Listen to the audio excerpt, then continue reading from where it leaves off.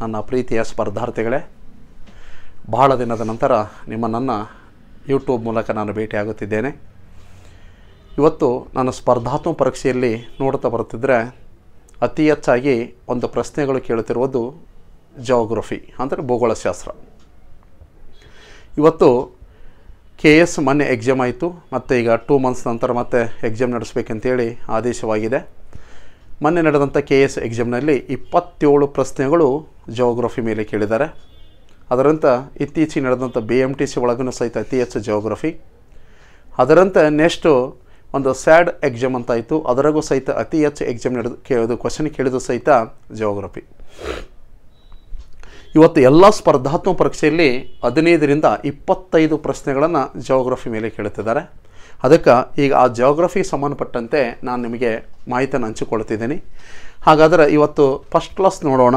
ಏನಪ್ಪ ಅಂದರೆ ಭೂಗೋಳಶಾಸ್ತ್ರದಲ್ಲಿ ಭಾರತದ ಭೌಗೋಳಿಕ ಹಿನ್ನೆಲೆ ಅಂದರೆ ಭಾರತ ಯಾವ ರೂಪದಲ್ಲಿದೆ, ಹಾಗಾದರೆ ಭಾರತಕ್ಕೆ ಯಾವ್ಯಾವ ಹೆಸರುಗಳನ್ನು ಕರೀತಿದ್ರು ಅಂತೇಳಿ ಇವತ್ತು ನಾನು ಭಾರತದ ಭೌಗೋಳಿಕ ಹಿನ್ನೆಲೆ ಬಗ್ಗೆ ಮಾಹಿತಿಯನ್ನು ಹಂಚಿಕೊಳ್ತೀನಿ.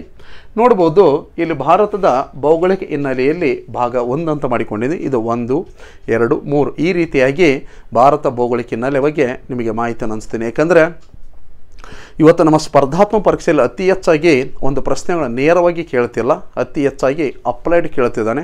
ಹಾಗಾದ್ರೆ ಅವನು ಯಾವುದೇ ರೀತಿಯಲ್ಲಿ ಪ್ರಶ್ನೆಗಳು ಕೇಳಿದರೂ ಅದಕ್ಕೆ ಉತ್ತರ ನೀಡೋಕ್ಕೆ ನಾವು ರೆಡಿಯಾಗಿರಬೇಕು. ಹಾಗಾಗಿ ಅದು ಅಪ್ಲೈಡ್ ಮೂಲಕ ಪ್ರಶ್ನೆಗಳು ಕೇಳಿದರೆ ಹೇಗೆ ಉತ್ತರಿಸ್ಬೇಕು ಅನ್ನೋದನ್ನು ಸಹಿತ ನಿಮಗೆ ನಾನು ಪ್ರಶ್ನೆಗಳ ಮೂಲಕ ಡಿಸ್ಕಸ್ ಮಾಡ್ಕೊಂತ ಹೋಗ್ತಿದ್ದೀನಿ.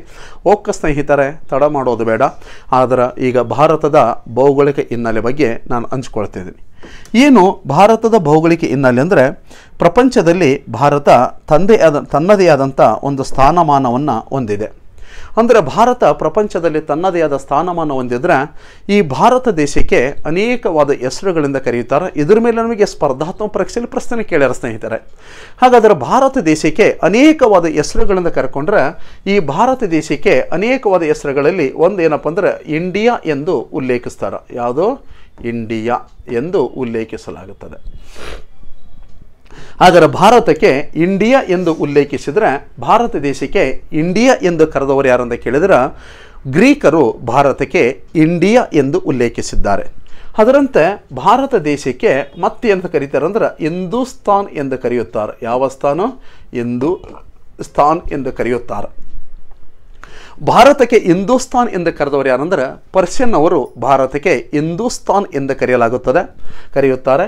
ಅದರಂತೆ ಭಾರತಕ್ಕೆ ಒಂದು ಜಂಬೂ ದ್ವೀಪ ಎಂದು ಉಲ್ಲೇಖಿಸುತ್ತಾರೆ. ಯಾವ ದ್ವೀಪ? ಜಂಬೂ ದ್ವೀಪ. ಹಾಗಾದ್ರೆ ಭಾರತಕ್ಕೆ ಒಂದು ಜಂಬೂ ದ್ವೀಪ ಎಂದು ಎಲ್ಲಿ ಉಲ್ಲೇಖಿಸಲಾಗಿತ್ತು ಅಂತ ಕೇಳಿದ್ರೆ ಅಶೋಕನ ಶಾಸನದಲ್ಲಿ ಭಾರತಕ್ಕೆ ಜಂಬೂ ದ್ವೀಪ ಎಂದು ಉಲ್ಲೇಖಿಸಲಾಗಿದೆ. ಏಕೆ ಅಶೋಕನ ಕಾಲದಲ್ಲಿ ಒಂದೇನಪ್ಪ ಅಂದರೆ ಜಂಬೂ ದ್ವೀಪ ಎಂದು ಅವನ ಶಾಸನ ಉಲ್ಲೇಖಿಸಿದ್ರು ಅಂದ್ರೆ, ಹಾಗಾದರೆ ಆಗಿನ ಕಾಲದಲ್ಲಿ ಅತಿ ಹೆಚ್ಚಾಗಿ ಏನು ಹಣ್ಣು ಬೆಳೀತಿದ್ರು ಅಂದ್ರೆ ನೇರಳೆ ಹಣ್ಣನ್ನು. ಅಂದರೆ ಅಶೋಕ ಏನಪ್ಪ ಅಂದರೆ ತನ್ನ ಆಳ್ವಿಕೆ ಕಾಲದಲ್ಲಿ ರಸ್ತೆ 2 ಬದಿಯಲ್ಲಿ ಗಿಡ ಮರಗಳನ್ನು ನಡೆಸೋಕೆ ಆದೇಶಿಸಿದ. ಹಾಗಾದ್ರೆ ಅತಿ ಹೆಚ್ಚಾಗಿ ನೇರಳೆ ಮರವನ್ನು ಒಂದು ಗಿಡವನ್ನು ಬೆಳೀತಿದ್ರು. ಹಾಗಾಗಿ ಇದರ ಒಂದು ನೆನಪಿಗೋಸ್ಕರ ನೇರಳೆ ಒಂದು ಹಣ್ಣಿಗೆ ಇನ್ನೊಂದು ಹೆಸರು ಜಂಬೂ, ಅದಕ್ಕೋಸ್ಕರ ಅದನ್ನು ಜಂಬೂ ದ್ವೀಪ ಎಂದು ಕರೆಯುತ್ತಾರೆ. ಯಾವ ಶಾಸನದಲ್ಲಿ ಉಲ್ಲೇಖಿಸಲಾಗಿತ್ತು ಅಂದರೆ ಅಶೋಕನ ಶಾಸನದಲ್ಲಿ. ಮತ್ತು ಭಾರತ ದೇಶಕ್ಕೆ ಮತ್ತೆ ಏನದು ಕರೀತಾರೆ ಅಂದ್ರೆ ಆರ್ಯವರ್ತ ಎಂದು ಕರೆಯುತ್ತಾರೆ. ಯಾವ ವರ್ತ? ಆರ್ಯವರ್ತ. ಭಾರತ ದೇಶಕ್ಕೆ ಆರ್ಯವರ್ತ ಅಂತ ಯಾಕೆ ಕರೀತಾರೆ ಅಂದರೆ ನಾವೆಲ್ಲ ಗೊತ್ತಿದೆ ಆರ್ಯರ ಕಾಲದಲ್ಲಿ 2 ಭಾಗ ಮಾಡ್ತೀವಿ. ಒಂದು ಯಾವುದಂದರೆ ಒಂದು ಋಗ್ವೇದಗಳ ಕಾಲ, ಮತ್ತೊಂದು ಉತ್ತರ ವೇದಗಳ ಕಾಲ. ಋಗ್ವೇದಗಳ ಕಾಲದಲ್ಲಿ ಜನರು ಯಾವ ನದಿಯ ದಂಡೆ ಮೇಲೆ ವಾಸವಾಗಿದ್ದರು ಅಂದ್ರೆ ಋಗ್ವೇದಗಳ ಕಾಲದಲ್ಲಿ ಜನರು ಸರಸ್ವತಿ ನದಿಯ ದಂಡೆ ಮೇಲೆ ವಾಸವಾಗಿದ್ದರು. ಹಾಗಾದರೆ ಋಗ್ವೇದಗಳ ಕಾಲದ ನಂತರ ಬರುವ ಕಾಲ ಉತ್ತರ ವೇದಗಳ ಕಾಲ. ಈ ಉತ್ತರ ವೇದಗಳ ಕಾಲದಲ್ಲಿ ಜನರು ಎಲ್ಲಿ ವಾಸ ಮಾಡ್ತಾರೆ ಅಂದ್ರೆ ಗಂಗಾ ನದಿಯ ಬಯಲು. ಯಾವ ಬಯಲು? ಗಂಗಾ ನದಿಯ ಬಯಲು. ಗಂಗಾ ನದಿಯ ಬಯಲು. ಹಾಗಾದ್ರೆ ಉತ್ತರ ವೇದಗಳ ಕಾಲದಲ್ಲಿ ಜನರು ಗಂಗಾ ನದಿಯ ಬಯಲಿನಲ್ಲಿ ವಾಸವಾಗಿರುವುದರಿಂದ ಈ ಗಂಗಾ ನದಿಯ ಬಯಲನ್ನು ಏನೆಂದು ಕರೆಯುತ್ತಾರೆ ಅಂತ ಕೇಳಿದರೆ ಆರ್ಯವರ್ತ ಎಂದು ಉಲ್ಲೇಖಿಸುತ್ತಾರೆ. ಗೊತ್ತಿಡ್ಕೊಂಬೇಡಿ. ಓಕೆ, ಈಗಾಗಲೇ ಈ ಹೆಸರು ಮೇಲೆ ಪ್ರಶ್ನೆ ಮಾಡಿಕೊಂಡಾರೆ. ಮತ್ತು ನಮ್ಮ ಸಂವಿಧಾನದಲ್ಲಿ ಭಾರತವನ್ನು ಏನೆಂದು ಕರೆಯಲಾಗುತ್ತಿತ್ತು ಅಂದರೆ ಇಂಡಿಯಾ ಎಂದರೆ ಭಾರತ. ಭಾರತದ ಸಂವಿಧಾನದಲ್ಲಿ ಭಾರತವನ್ನು ಏನೆಂದು ಕರೀತಿದ್ರು? ಇಂಡಿಯಾ ಎಂದರೆ ಭಾರತ, ಇಂಡಿಯಾ ಎಂದರೆ ಭಾರತ ಎಂದು ಉಲ್ಲೇಖಿಸಲಾಗುತ್ತಿತ್ತು. ಆದರೆ ಈ ಭಾರತ ದೇಶಕ್ಕೆ ಅನೇಕವಾದ ಹೆಸರುಗಳು, ಭರತ ಚಕ್ರವರ್ತಿಯಿಂದ ಭಾರತ ಎಂದು ಹೆಸರು ಬಂತು. ಮತ್ತು ಈ ಭಾರತ ದೇಶಕ್ಕೆ ಇಂಡಿಯಾ ಎಂದು ಕರೆಯುತ್ತಾರೆ. ಇಂಡಿಯಾ ಎಂದು ಕರೆದವರು ಯಾರು ಅಂತ ಕೇಳಿದರೆ ಯಾರು? ಗ್ರೀಕರು.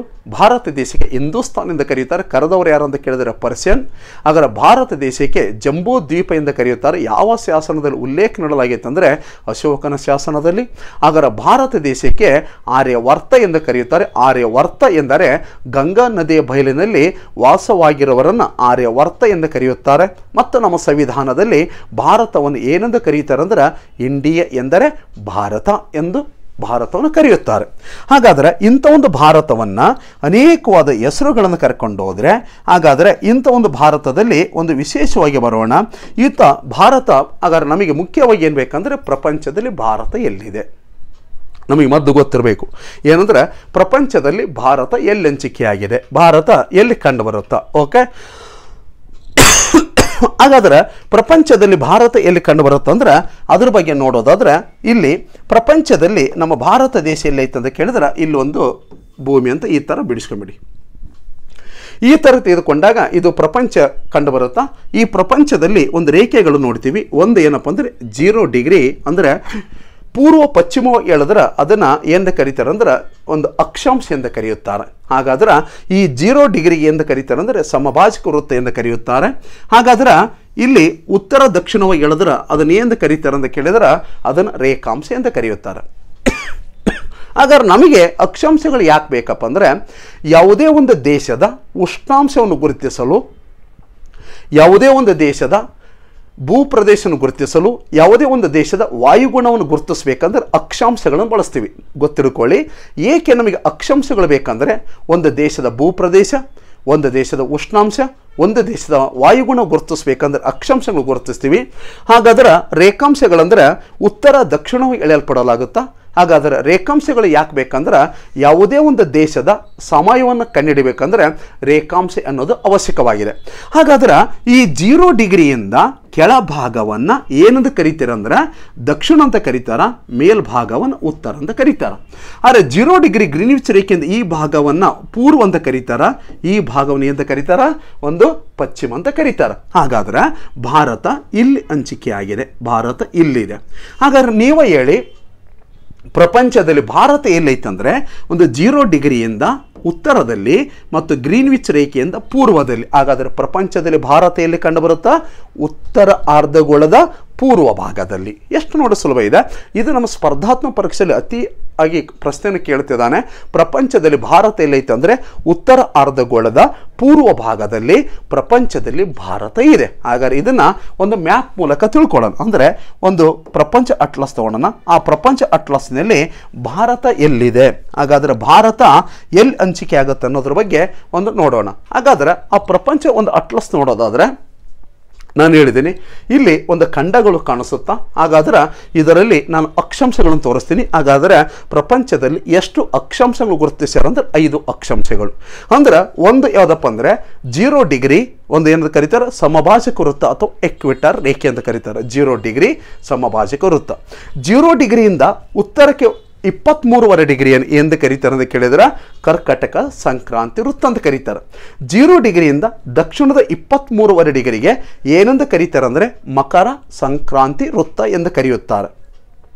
0 ಡಿಗ್ರಿಯಿಂದ ಉತ್ತರದ 66.5 ಡಿಗ್ರಿಗೆ ಏನೆಂದು ಕರೀತಾರೆ ಅಂತ ಕೇಳಿದ್ರೆ ಆರ್ಕಟಿಕ ವೃತ್ತ ಎಂದು ಕರೆಯುತ್ತಾರೆ. ಯಾಕಂದರೆ ಆರ್ಕಟಿಕ್ ಸಾಗರ ಇದೆ. ಹಾಗಾದರೆ 0 ಡಿಗ್ರಿಯಿಂದ ದಕ್ಷಿಣದ 66.5 ಡಿಗ್ರಿಗೆ ಏನೆಂದು ಕರೀತಾರೆ ಅಂದರೆ ಅಂಟಾರ್ಟಿಕ ವೃತ್ತ ಎಂದು ಕರೀತಾರೆ. ನೆನಪಿಟ್ಕೊಳ್ಳಿ, ಪ್ರಪಂಚದಲ್ಲಿ ಒಟ್ಟು ಎಷ್ಟು ಪ್ರಮುಖ ರೇಖೆಗಳದು ಅಂತ ಅಕ್ಷಾಂಶದಲ್ಲಿ 5 ಪ್ರಕಾರಗಳಿವೆ. ಹಾಗಾದರೆ ಅಕ್ಷಾಂಶಗಳು ಯಾಕೆ ಬಳಸ್ತೀವಿ ಅಂತ ಕೇಳಿದರೆ ಯಾವುದೇ ಒಂದು ದೇಶದ ಉಷ್ಣಾಂಶ, ಯಾವುದೇ ಒಂದು ದೇಶದ ವಾಯುಗುಣ, ಯಾವುದೇ ಒಂದು ದೇಶದ ಭೂ ಪ್ರದೇಶನ ಗುರುತಿಸ್ಬೇಕಪ್ಪ ಅಂದರೆ ಅಕ್ಷಾಂಶ ಅನ್ನೋದು ಬಹಳ ಅವಶ್ಯಕವಾಗಿದೆ. ಹಾಗಾದರೆ ನೆಕ್ಸ್ಟ್ ಉತ್ತರ ದಕ್ಷಿಣವಾಗಿ ಎಳೆಯಲ್ಪಟ್ಟಿರುವ ರೇಖೆ ಎಂದು ಕರೀತಾರ, ಏನು ರೇಖಾಂಶ ಎಂದು ಕರೆಯುತ್ತಾರೆ. ಹಾಗಾದರೆ ರೇಖಾಂಶಗಳು ಯಾಕೆ ಬೇಕಪ್ಪ ಅಂತ ಕೇಳಿದ್ರೆ ಯಾವುದೇ ಒಂದು ದೇಶದ ಸಮಯವನ್ನು ಕಂಡುಹಿಡಬೇಕಂದ್ರೆ ರೇಖಾಂಶ ಬೇಕಾಗಿದೆ. ಹಾಗಾದ್ರೆ ಇಲ್ಲಿ ನೋಡಿ ಇದು 0 ಡಿಗ್ರಿ ಗ್ರೀನ್ವಿಚ್ ರೇಖೆ, ಇದು 0 ಡಿಗ್ರಿ ಸಮಭಾಜಕ ವೃತ್ತ. ಹಾಗಾದ್ರೆ 0 ಡಿಗ್ರಿ ಸಮಭಾಜಕ ವೃತ್ತದಿಂದ ಭಾರತ ಹಾಗಾದ್ರೆ ಎಲ್ಲಿ ಕಂಡು ಬರುತ್ತೆ ಅಂತ ನೋಡೋದಾದ್ರೆ ಈ ಒಂದು 0 ಡಿಗ್ರಿ ಸಮಭಾಜಕ ವೃತ್ತದಿಂದ ಭಾರತ ಎಲ್ಲೈತಿ? ಉತ್ತರ ಭಾಗದಲ್ಲಿದೆ. 0 ಡಿಗ್ರಿ ಗ್ರೀನ್ವಿಚ್ ರೇಖೆಯಿಂದ ಭಾರತ ಯಾವ ಭಾಗದಾಗ ಐತಪ್ಪ ಅಂತ ಕೇಳಿದ್ರೆ ಪೂರ್ವ ಭಾಗದಲ್ಲಿದೆ. ಈ ಕಡೆಗೆ ಪೂರ್ವ, ಈ ಕಡೆಗೆ ಉತ್ತರ. ಹಾಗಾದರೆ ಪ್ರಪಂಚದಲ್ಲಿ ಭಾರತ ಇಲ್ಲಿ ಹಂಚಿಕೆಯಾಗಿದೆ, ಇಲ್ಲಿ ಹಂಚಿಕೆಯಾಗಿದೆ. ಹಾಗಾದರೆ ಪ್ರಪಂಚದಲ್ಲಿ ಭಾರತ ಎಲ್ಲಿ ಕಂಡು ಬರುತ್ತೆ ಅಂತ ಕೇಳಿದರೆ ಉತ್ತರ ಅರ್ಧಗೋಳದ ಪೂರ್ವ ಭಾಗ. ಹಾಗಾದ್ರೆ ನೋಡಿ ಎಷ್ಟು ಈಸಿ ಇದೆ. ಇಲ್ಲಿ ನಿಮಗೆಲ್ಲ ಕಣ್ಣಿಗೆ ಕಾಣಿಸೋದು ಉತ್ತರ ಪೂರ್ವ. ಪ್ರಪಂಚದಲ್ಲಿ ಭಾರತ ಉತ್ತರ ಅರ್ಧಗೋಳದ ಪೂರ್ವ ಭಾಗದಲ್ಲಿ ಪ್ರಪಂಚದಲ್ಲಿದೆ. ಹಾಗಾದ್ರೆ ನಮಗೆ ಪ್ರಶ್ನೆ ಮಾಡ್ತಾನೆ, ಏನು ಕೇಳ್ತಾನಪ್ಪ ಅಂದರೆ ಈ 23.5 ಡಿಗ್ರಿ ಐತಲ್ಲ, ಈ 23.5 ಡಿಗ್ರಿ ಕರ್ಕಾಟಕ ಸಂಕ್ರಾಂತಿ ವೃತ್ತ ಎಷ್ಟು ದೇಶಗಳ ಮೇಲೆ ಆದೋಗೈತೆ ಅಂತ ಕೇಳ್ತಾನೆ. ಎಷ್ಟು ದೇಶಗಳಂತ ಕೇಳಿದ್ರೆ ಎಷ್ಟು? 17 ದೇಶಗಳ ಮೇಲೆ ಆದೋಗಿದೆ. ಸರ್ ಹಾಗಾದರೆ 0 ಡಿಗ್ರಿ ಸಮಭಾಜಕ ವೃತ್ತ ಎಷ್ಟು ದೇಶಗಳಂದ್ರೆ ನೆಕ್ಸ್ಟ್ ಕ್ಲಾಸ್ ನಾನು ಒಂದು ಫಿಸಿಕಲ್ ಅಂದರೆ ಪ್ರಾಕೃತಿಕ ಭೂಗೋಳಶಾಸ್ತ್ರ ಹೇಳುವಾಗ ಅವು ಎಷ್ಟೆಷ್ಟು ದೇಶಗಳ ಮೇಲೆ ಆದೋಗೈತೆ ಅಂತ ಹೇಳ್ತೀನಿ. ಅಂದರೆ ಇಂಡಿಯಾದ ಮೇಲೆ ಹೇಳುತ್ತಿರೋದ್ರಿಂದ ನಾನು ಅದನ್ನು ಹೇಳ್ತಿದ್ದೀನಿ. ಹಾಗಾದ್ರೆ 17 ದೇಶಗಳ ಮೇಲೆ ಆದೋಗಿದೆ. ಸರ್ ಹಾಗಾದ್ರೆ ಎಷ್ಟು ಖಂಡಗಳ ಮೇಲೆ ಆದೋಗೈತೆ ಅಂತ ಕೇಳಿದರೆ 3 ಖಂಡಗಳು. ಎಷ್ಟು ಖಂಡಗಳು? 3 ಖಂಡಗಳ ಮೇಲೆ ಆದೋಗಿದೆ. ಹಾಗಾದರೆ ಎಷ್ಟು ಜಲಭಾಗದ ಮೇಲೆ ಆದೋಗೈತೆ ಅಂತ ಕೇಳಿದರೆ ಎಷ್ಟು ಜಲಭಾಗ ಅಂದರೆ 6 ಜಲಭಾಗ. ಇದು ಗೊತ್ತಿರಲಿ. ಕರ್ಕಾಟಕ ಸಂಕ್ರಾಂತಿ ವೃತ್ತಕ್ಕೆ ಟ್ರಾಪಿಕಲ್ ಒಂದು ಕ್ಯಾನ್ಸರ್ ಅಂತ ಕರೀತಾರೆ. ಟ್ರಾಪಿಕಲ್ ಕ್ಯಾನ್ಸರ್ ವೃತ್ತ ಏನಪ್ಪ ಅಂದರೆ ಎಷ್ಟು ದೇಶಗಳ ಮೇಲೆ ಆದೋಗೈತೆ ಅಂದರೆ 17 ದೇಶಗಳು. ಎಷ್ಟು ಖಂಡಗಳ ಮೇಲೆ ಆದೋಗೈತೆ ಅಂದರೆ 3 ಖಂಡಗಳು. ಹಾಗಾದ್ರೆ ಎಷ್ಟು ಜಲಭಾಗದ ಮೇಲೆ ಆದೋಗೈತೆ ಅಂದರೆ 6 ಜಲಭಾಗದ ಮೇಲೆ. ಸರ್ ಹಾಗಾದ್ರೆ ಯಾವ್ಯಾವ ಖಂಡಗಳಂದರೆ ಒಂದು ಯಾವ ಖಂಡಪ್ಪ ಅಂದರೆ ಉತ್ತರ ಅಮೆರಿಕ ಖಂಡ. ಹಾಗಾದ್ರೆ ನೆಕ್ಸ್ಟು ಆಫ್ರಿಕಾ ಖಂಡ. ನೆಕ್ಸ್ಟ್ ಯಾವುದು? ಏಷ್ಯಾ ಖಂಡ ಆದೋಗಿದೆ. ಹಾಗಾದರೆ ಈ ಒಂದು 23.5 ಡಿಗ್ರಿ ಕರ್ಕಾಟಕ ಸಂಕ್ರಾಂತಿ ವೃತ್ತ ಹಾಗಾದರೆ 3 ಖಂಡಗಳ ಮೇಲೆ ಆದೋದ್ರೆ 17 ದೇಶಗಳಿವೆ. ಆ 17 ದೇಶಗಳಲ್ಲಿ ಒಂದು ಯಾವುದಂತ ಕೇಳಿದರೆ ಯಾವ ದೇಶ? ಮೆಕ್ಸಿಕೋ. ನೆಕ್ಸ್ಟ್ ಯಾವುದು? ಬಹಾಮಸ್ ದ್ವೀಪಗಳು. ಯಾವುದು? ಬಹಾಮಸ್ ದ್ವೀಪಗಳು. ಅದರಂತೆ ಇದು ಉತ್ತರ ಅಮೆರಿಕ ಖಂಡದಲ್ಲಿ ಮೆಕ್ಸಿಕೋ ಮತ್ತು ಬಹಾಮಸ್ ದ್ವೀಪಗಳಿದ್ರೆ, ಆಫ್ರಿಕಾ ಖಂಡದಲ್ಲಿ ಯಾವ ಅಂತ ಕೇಳಿದರೆ ಇದು ಪಶ್ಚಿಮ ಸಹಾರ. ಯಾವ ಸಹಾರು? ಪಶ್ಚಿಮ ಸಹಾರು. ನೆಕ್ಸ್ಟ್ ಯಾವುದಂತ ಕೇಳಿದ್ರೆ ಮಾಲಿ ಕಂಡು ಬರುತ್ತದೆ. ನೆಕ್ಸ್ಟು ಮಾರಿಟಾನಿಯಾ. ಹಾಗಾದ್ರೆ ನೆಕ್ಸ್ಟು ಯಾವುದಪ್ಪ ಅಂದರೆ ನೈಜರ್ ಇದೆ. ನೆಕ್ಸ್ಟು ಅಲ್ಜೇರಿಯಾ ಇದೆ. ಅದರಂತೆ ನೆಕ್ಸ್ಟ್ ಯಾವುದೈತೆ ಅಂತ ಕೇಳಿದ್ರೆ ಲಿಬಿಯಾ ಇದೆ. ನೆಕ್ಸ್ಟ್ ಯಾವುದಂತ ಕೇಳಿದ್ರೆ ಯಾವುದು? ಈಜಿಪ್ಟ್ ಇದೆ. ನೋಡಿ, ಈಜಿಪ್ಟ್ ಇದೆ, ಲಿಬಿಯಾ ಇದೆ, ನೈಜರ್ ಇದೆ, ಅಲ್ಜೇರಿಯಾ ಇದೆ. ಹಾಗಾದ್ರೆ ನೆಕ್ಸ್ಟ್ ಮಾಲಿ ಇದೆ, ಮಾರಿಟಾನಿ ಇದೆ. ಹಾಗಾದ್ರೆ ನೆಕ್ಸ್ಟ್ ಪಶ್ಚಿಮ ಸಹಾರು ಆಫ್ರಿಕಾ ಖಂಡದ ಮೇಲೆ ಆದೋಗುತ್ತೆ. ಅದರಂತೆ ಏಷ್ಯಾ ಖಂಡಕ್ಕೆ ತಗೊಂಡ್ರೆ ಒಂದು ಯಾವುದಪ್ಪ ಅಂದರೆ ಸೌದಿ ಅರೇಬಿಯಾ ಇದೆ. ಯಾವುದು? ಸೌದಿ ಅರೇಬಿಯಾ ಇದೆ. ನೆಕ್ಸ್ಟು ಎಮರೇಟ್ಸ್ ಎಂಬ ಪ್ಲೇಸ್ ಇದೆ. ಯಾವುದು? ಎಮರೇಟ್ಸ್ ಅಂತಿದೆ. ನೆಕ್ಸ್ಟು ಯಾವುದಪ್ಪ ಅಂದರೆ ಓಮನ್ ದೇಶಗಳು, ಓಮನ್ ದೇಶ ಇದೆ. ನೆಕ್ಸ್ಟು ಭಾರತ ಇದೆ. ನೆಕ್ಸ್ಟು ಬಾಂಗ್ಲಾದೇಶ ಇದೆ. ನೆಕ್ಸ್ಟ್ ಮಯನ್ಮಾರ್ ಇದೆ. ನೆಕ್ಸ್ಟ್ ಚೀನಾ ಇದೆ. ನೆಕ್ಸ್ಟ್ ಯಾವುದೈತಿ?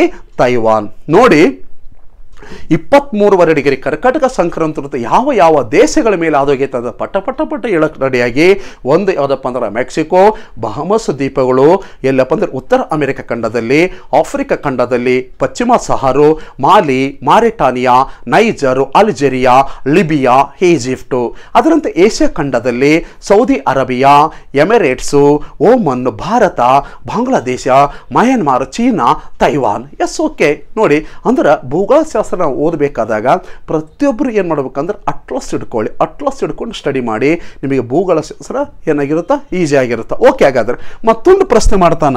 ಹಾಗಾದ್ರೆ ಏನು ಮಾಡ್ತಾನ ಪ್ರಶ್ನೆ ಅಂತ ಕೇಳಿದರೆ, ಹಾಗಾದ್ರೆ ಏಷ್ಯಾ ಖಂಡ ಇದೆಯಲ್ಲ, ಹಾಗಾದ್ರೆ ನೆಕ್ಸ್ಟ್ ಏನಪ್ಪ ಅಂದ್ರೆ ಭಾರತ ಇದೆಯಲ್ಲ, ಈ ಭಾರತ ದೇಶ ಏಷ್ಯಾ ಖಂಡದಲ್ಲಿ ಯಾವ ಭಾಗದಲ್ಲಿದೆ ಅಂತ ಕೇಳ್ತಾರೆ. ಏಷ್ಯಾ ಖಂಡದಲ್ಲಿ ಭಾರತ ಯಾವ ಭಾಗದಲ್ಲಿ ಐತೆ ಅಂತ ಕೇಳಿದರೆ ಯಾವ ಭಾಗದಲ್ಲಿ ಐತಿ? ದಕ್ಷಿಣ ಏಷ್ಯಾದಲ್ಲಿದೆ. ಹಾಗಾದ್ರೆ ಈ ಒಂದು ಏಷ್ಯಾ ಖಂಡವನ್ನು ಭೌಗೋಳಿಕವಾಗಿ ಎಷ್ಟು ಪ್ರಕಾರಗಳಾಗಿ ವರ್ಗೀಕರಿಸ್ಯಾರ ಅಂತ ಕೇಳಿದರೆ 6 ಪ್ರಕಾರಗಳು. ಏಷ್ಯಾ ಖಂಡವನ್ನು ಭೌಗೋಳಿಕವಾಗಿ 6 ಪ್ರಕಾರಗಳಾಗಿ ವರ್ಗೀಕರಿಸ್ಯಾರ. ಅದರಲ್ಲಿ ಒಂದು ದಕ್ಷಿಣ ಏಷ್ಯಾ. ಹಾಗಾದ್ರೆ ಎರಡನೇದು ಯಾವುದಪ್ಪ ಅಂದ್ರೆ ಉತ್ತರ ಏಷ್ಯಾ. ಹಾಗಾದ್ರೆ ಈ ಭಾಗವನ್ನು ಎಂತ ಕರಿತೀರ? ಈ ಭಾಗವನ್ನು ಪೂರ್ವ ಏಷ್ಯಾ ಅಂತ ಕರೀತಾರ. ಈ ಭಾಗವನ್ನು ಪಶ್ಚಿಮ ಏಷ್ಯಾ, ಇದು ಪಶ್ಚಿಮ ಏಷ್ಯಾ, ಇದು ಪೂರ್ವ ಏಷ್ಯಾ, ಇದು ಉತ್ತರ ಏಷ್ಯಾ, ಇದು ದಕ್ಷಿಣ ಏಷ್ಯಾ. ಹಾಗಾದ್ರೆ ಈ ಕಡೆಗೆ ಒಂದು ಕೆಲವು ದ್ವೀಪಗಳು, ಇದನ್ನ ಏನಂತ ಕರೀತಾರ? ಆಗ್ನೇಯ ಏಷ್ಯಾ. ಹಾಗಾದ್ರೆ ಈ ಭಾಗವನ್ನು ಏನಂತ ಕರೀತಾರ? ಮಧ್ಯ ಏಷ್ಯಾ. ಯಾವ ಏಷ್ಯಾ? ಮಧ್ಯ ಏಷ್ಯಾ ಅಂತ ಕರೀತಾರ. ಹಾಗಾದ್ರೆ ಏಷ್ಯಾ ಖಂಡವನ್ನು ಭೌಗೋಳಿಕವಾಗಿ ಎಷ್ಟು ಪ್ರಕಾರ ವರ್ಗೀಕರಿಸಾರ? 6 ಪ್ರಕಾರಗಳು. ಆ 6 ಪ್ರಕಾರಗಳಲ್ಲಿ ಹಾಗಾದ್ರೆ ನಮ್ಮ ಭಾರತ ದೇಶ ಯಾವ ಭಾಗದಲ್ಲಿ ಐತಂತ ಕೇಳಿದ್ರೆ ದಕ್ಷಿಣ ಏಷ್ಯಾದಲ್ಲಿ. ಯಾವ ಏಷ್ಯಾದಲ್ಲಿ?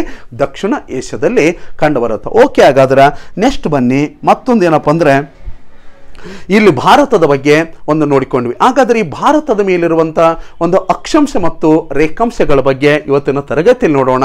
ಅಕ್ಷಾಂಶ ಅಂದರೆ ನಮಗೆ ಗೊತ್ತಾಯಿತು. ಅಕ್ಷಾಂಶಗಳೆಂದರೆ ಏನಪ್ಪ ಅಂದರೆ ಯಾವುದೇ ಒಂದು ದೇಶದ ಉಷ್ಣಾಂಶ ಆಗಿರ್ಬೋದು, ಯಾವುದೇ ಒಂದು ದೇಶದ ವಾಯುಗುಣ ಆಗಿರ್ಬೋದು, ಯಾವುದೇ ಒಂದು ದೇಶದ ಭೂ ಪ್ರದೇಶ ಗುರುತಿಸಲು ಏನು ಬಳಸ್ತಾರ? ಅಕ್ಷಾಂಶಗಳನ್ನು ಬಳಸ್ತಾರ ಸ್ನೇಹಿತರೆ. ಹಾಗಾದರೆ ಈ ಅಕ್ಷಾಂಶಗಳ ಬಗ್ಗೆ ನೋಡೋದಾದರೆ ಅಕ್ಷಾಂಶಗಳು ಏನಪ್ಪ ಅಂದರೆ ಭಾರತದ ಮೇಲೆ ಅಕ್ಷಾಂಶ ಎಷ್ಟು ಡಿಗ್ರಿಯಿಂದ ಎಷ್ಟು ಡಿಗ್ರಿ ಅಕ್ಷಾಂಶ ಭಾರತ ಮೇಲೆ ಆದೋಗೈತೆ ಅಂದರೆ ಇಲ್ಲಿ ಒಂದು ಅಕ್ಷಾಂಶ ಆದೋಗೈತಿ. ಯಾವುದು ಅಂದರೆ 8.4 ಡಿಗ್ರಿ ಉತ್ತರ ಅಕ್ಷಾಂಶ. ಯಾವ ಅಕ್ಷಾಂಶ? ಉತ್ತರ ಅಕ್ಷಾಂಶ. ಕನ್ಫ್ಯೂಸ್ ಆಗಿಬಿಡ್ತಾರೆ ಈಗ ನೀವೆಲ್ಲ. ಸರ್ ಹಾಗಾದ್ರೆ ಇದನ್ನು ದಕ್ಷಿಣ ಅಂತೀವಲ್ಲ, ಭಾರತದ ಮಟ್ಟಿಗೆ ದಕ್ಷಿಣ, ಆದರೆ ಪ್ರಪಂಚದಲ್ಲಿ ನಾನು ಹೇಳಿದ್ದೀನಿ ಪ್ರಪಂಚದಲ್ಲಿ ಭಾರತ ಉತ್ತರ ಅರ್ಧಗೋಳದ ಪೂರ್ವ ಭಾಗ. ಹಾಗಾದ್ರೆ ಪ್ರಪಂಚ ಹಿಡ್ಕೊಂಡ್ರೆ ಇದು ಏನಪ್ಪ ಅಂದರೆ 8.4 ಡಿಗ್ರಿ ಉತ್ತರ ಅಕ್ಷಾಂಶದಿಂದ ನೆಕ್ಸ್ಟ್ ಎಷ್ಟಪ್ಪ ಅಂದ್ರೆ 37.6 ಡಿಗ್ರಿ ಹಾಗಾದ್ರೆ ಅಕ್ಷಾಂಶದವರೆಗೆ ಭಾರತ ಇದೆ. ಹಾಗಾದ್ರೆ ಭಾರತ ಎಷ್ಟು ಡಿಗ್ರಿ ಅಕ್ಷಾಂಶದಿಂದ ಎಷ್ಟು ಡಿಗ್ರಿ ಅಕ್ಷಾಂಶ ಇದೆ ಇದು ನಿಮಗೆಲ್ಲ ಗೊತ್ತಿದೆ. ಹಾಗಾದ್ರೆ 8.4 ಡಿಗ್ರಿಯಿಂದ 37.6 ಡಿಗ್ರಿ ಅಕ್ಷಾಂಶಗಳ ಮಧ್ಯದಲ್ಲಿ ಭಾರತ ಇದೆ. ಹಾಗಾದ್ರೆ 8.4 ಡಿಗ್ರಿಯಿಂದ 37.6 ಡಿಗ್ರಿ ಅಕ್ಷಾಂಶಗಳ ಮಧ್ಯದಲ್ಲಿ ಭಾರತ ಇದ್ರೆ ಇವುಗಳ ಎರಡರ ಮಧ್ಯದಲ್ಲಿ ಒಂದು ರೇಖೆ ಹಾದೋಗುತ್ತಾ. ಆ ರೇಖೆ ಯಾವುದಂದ್ರೆ ಇಲ್ಲಿ ಹಾದೋಗುತ್ತಾ ನೋಡಿ ಸ್ನೇಹಿತರೆ. ಆ ರೇಖೆ ಯಾವುದಪ್ಪ ಅಂದ್ರೆ ಅದೇ ಸ್ನೇಹಿತರೆ 23.5 ಡಿಗ್ರಿ ಕರ್ಕಟಕ ಸಂಕ್ರಾಂತಿ ವೃತ್ತ. ಯಾವ ವೃತ್ತ? 23.5 ಡಿಗ್ರಿ ಕರ್ಕಟಕ ಸಂಕ್ರಾಂತಿ ವೃತ್ತ. ಹಾಗಾದ್ರೆ 23.5 ಡಿಗ್ರಿ ಕರ್ಕಟಕ ಸಂಕ್ರಾಂತಿ ವೃತ್ತ ಭಾರತದ ಎಷ್ಟು ರಾಜ್ಯಗಳ ಮೇಲೆ ಹಾದುಹೋಗೈತೆ ಅಂತ ಕೇಳಿದ್ರೆ ಎಷ್ಟು ರಾಜ್ಯಗಳು? 8 ರಾಜ್ಯಗಳು. ಆ 8 ರಾಜ್ಯಗಳು ಯಾವ ಅಂತ ಕೇಳಿದ್ರೆ ನೋಡಿ, ಗುಜರಾತ್ ಸ್ನೇಹಿತರೆ. ನೆಕ್ಸ್ಟ್ ಏನಪ್ಪ ಅಂದರೆ ರಾಜಸ್ಥಾನದಲ್ಲಿ ಸ್ವಲ್ಪ ಹಾದೋಗೈತಿ. ನೆಕ್ಸ್ಟ್ ಮಧ್ಯಪ್ರದೇಶ 3ನೇದು. ನೆಕ್ಸ್ಟ್ ಕೇಳಿದ್ರೆ ಯಾವುದು? ಛತ್ತೀಸ್ಗಢ ಸ್ನೇಹಿತರೆ. ಅದರಂತೆ ನೆಕ್ಸ್ಟು ಜಾರ್ಖಂಡ್ ಸ್ನೇಹಿತರೆ. ಅದರಂತೆ ಪಶ್ಚಿಮ ಬಂಗಾಳ, ಹಾಗಾದ್ರೆ ತ್ರಿಪುರ, ಹಾಗಾದ್ರೆ ಮಿಜೋರಾಂ. ನೋಡಿ, ಮಿಜೋರಾಂ ಸ್ನೇಹಿತರೆ, ತ್ರಿಪುರ ಸ್ನೇಹಿತರೆ, ಪಶ್ಚಿಮ ಬಂಗಾಳ, ಜಾರ್ಖಂಡು, ಛತ್ತೀಸ್ಗಢ, ಮಧ್ಯಪ್ರದೇಶ, ರಾಜಸ್ಥಾನ, ಗುಜರಾತ್ ಹಿಂಗೆ ಹೆಂಗ್ ಬೇಕಾದ್ರೂ ಹೇಳಕ್ ರೆಡಿಯಾಗಿ. ಈ ಕಡೆ ನೋಡಿ ಗುಜರಾತ್, ರಾಜಸ್ಥಾನ್, ಮಧ್ಯಪ್ರದೇಶ, ಛತ್ತೀಸ್ಗಢ, ಜಾರ್ಖಂಡ್, ಪಶ್ಚಿಮ ಬಂಗಾಳ, ತ್ರಿಪುರ, ಮಿಜೋರಾಂ. ಎಷ್ಟು ರಾಜ್ಯಗಳ ಮೇಲೆ?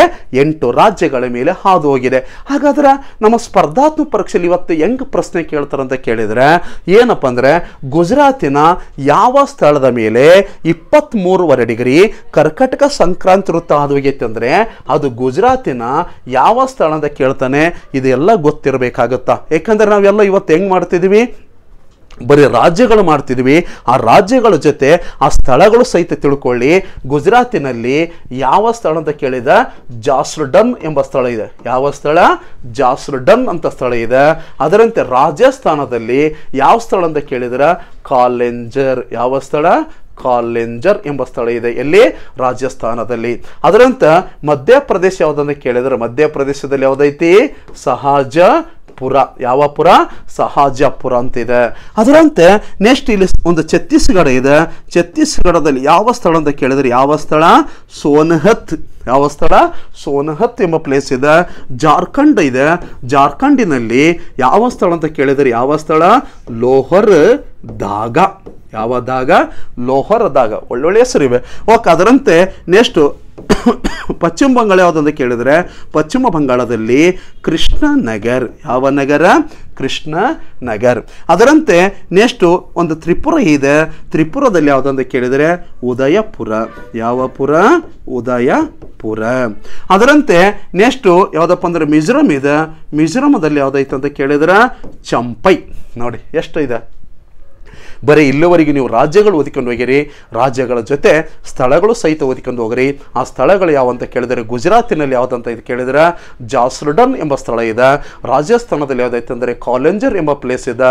ಮಧ್ಯಪ್ರದೇಶದಲ್ಲಿ ಯಾವುದೈತೆ ಅಂತ ಕೇಳಿದರೆ ಮಧ್ಯಪ್ರದೇಶದಲ್ಲಿ ಸಹಾಜಿಪುರ್ ಅಂತ ಇದೆ. ಅದರಂತೆ ನೆಕ್ಸ್ಟ್ ಛತ್ತೀಸ್ಗಢದಲ್ಲಿ ಸೋನಹತ್ ಎಂಬ ಪ್ಲೇಸ್ ಇದೆ. ರಾಜಸ್ಥಾನದ ಯಾವುದಪ್ಪ ಅಂದರೆ ನೆಕ್ಸ್ಟ್ ಜಾರ್ಖಂಡ್ ಯಾವುದೈತೆ ಅಂತ ಕೇಳಿದರೆ ಲೋಹರ್ ದಾಗ್ ಅಂತ ಸ್ಥಳ ಇದೆ. ಅದರಂತೆ ಸ್ನೇಹಿತರೆ ಪಶ್ಚಿಮ ಬಂಗಾಳದಲ್ಲಿ ಕೃಷ್ಣ ನಗರ್ ಅಂತ ಸ್ಥಳ ಇದೆ. ಅದರಂತೆ ನೆಕ್ಸ್ಟ್ ಯಾವುದಪ್ಪ ಅಂದ್ರೆ ಒಂದು ತ್ರಿಪುರದಲ್ಲಿ ಉದಯಪುರ ಅಂದ್ರೆ ರಾಜಸ್ಥಾನಗೊಂದಿದೆ, ಅದು ಬೇರೆ ಇದು ಬೇರೆ. ಯಾಗಾರು ತ್ರಿಪುರದಲ್ಲಿ ಉದಯಪುರ ಅಂತಿದೆ. ನೆಕ್ಸ್ಟ್ ಸ್ನೇಹಿತರೆ ಯಾವುದಾಗೈತಿ ಒಂದು ಮಿಜೋರಾಮದಲ್ಲಿ ಚಂಪೈ ಎಂಬ ಸ್ಥಳ, ಬೇಕಾದ್ರೆ ನೋಡಿಕೊಳ್ಳಿ, ಇಲ್ಲಿ ನಾನು ತೋರಿಸ್ತಿದ್ದೀನಿ. ಈಗ